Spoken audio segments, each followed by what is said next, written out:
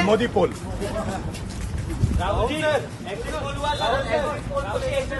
इसका नाम exit poll नहीं है ब्रदर, इसका नाम। लोकसभा चुनाव खत्म होने के बाद एग्जिट पोल में बीजेपी की बम्पर जीत का अनुमान जताया गया है। विभिन्न टीवी चैनल्स के एग्जिट पोल में बीजेपी एक तरफा जीत पा रही है। इस बीच एग्जिट पोल पर कांग्रेस नेता राहुल गांधी का भी रिएक्शन सामने आया है।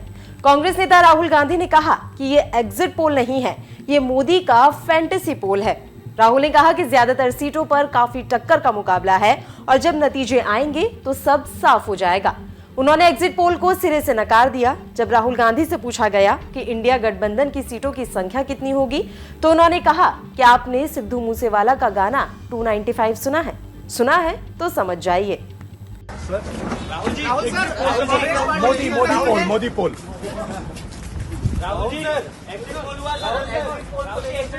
इसका नाम एग्जिट पोल नहीं है ब्रदर, इसका नाम एग्जिट पोल नहीं है, एग्जिट पोल है उनका। सर कितनी सीटें आ रही हैं आपके हिसाब से? सरकार बन रही है सर। सिद्धू मूसेवाला का सॉन्ग सुना आपने 295? सिद्धू मूसेवाला का सॉन्ग सुना आपने 295? सरकार बन रही है सर। सिद्धू मूसेवाला का सॉन्ग सुना आपने 295? तो एग्जिट पोल को फर्जी करार देते हुए कांग्रेस ने कहा कि ये चुनाव में धांधली को सही ठहराने का जानबूझकर किया गया प्रयास है और प्रधानमंत्री नरेंद्र मोदी द्वारा इंडिया गठबंधन के कार्यकर्ताओं का मनोबल गिराने के लिए ये सारा खेल खेला जा रहा है।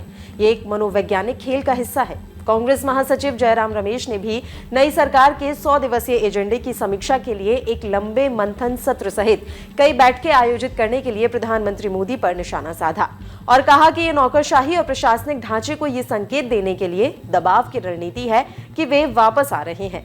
रमेश ने कांग्रेस मुख्यालय में एक बैठक के बाद कहा कि ये सब दिमागी खेल है। जयराम ने कहा कि हमें उम्मीद है कि जिन सिविल सेवकों को निष्पक्ष मतगणना सुनिश्चित करने की जिम्मेदारी सौंपी गई है, वे इन दबाव की रणनीति से भयभीत नहीं होंगे। उन्होंने ये भी कहा कि शनिवार शाम को आए एग्जिट पोल पूरी तरह से फर्जी हैं और उनका संचालन उस व्यक्ति द्वारा किया गया है जिसका 4 जून को जाना निश्चित है।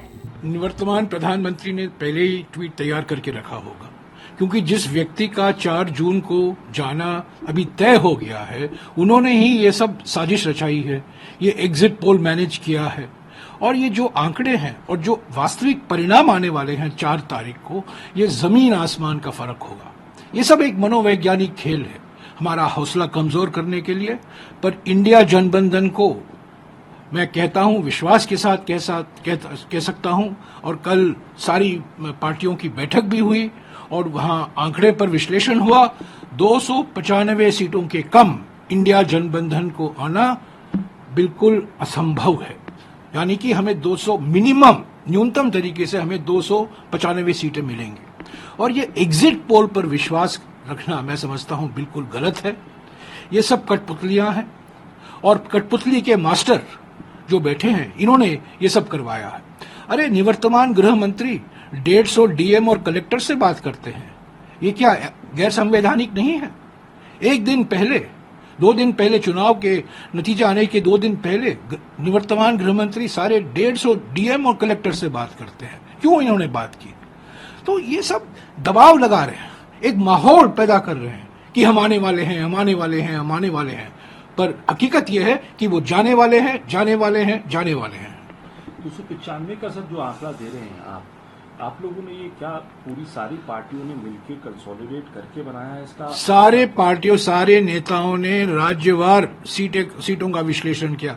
तो आपको हमारा ये वीडियो कैसा लगा, हमें कमेंट बॉक्स में जरूर बताएं। देश दुनिया की तमाम और यूपी उत्तराखंड की हर छोटी बड़ी खबरों के लिए न्यूज स्टेट चैनल को सब्सक्राइब करना ना भूलें।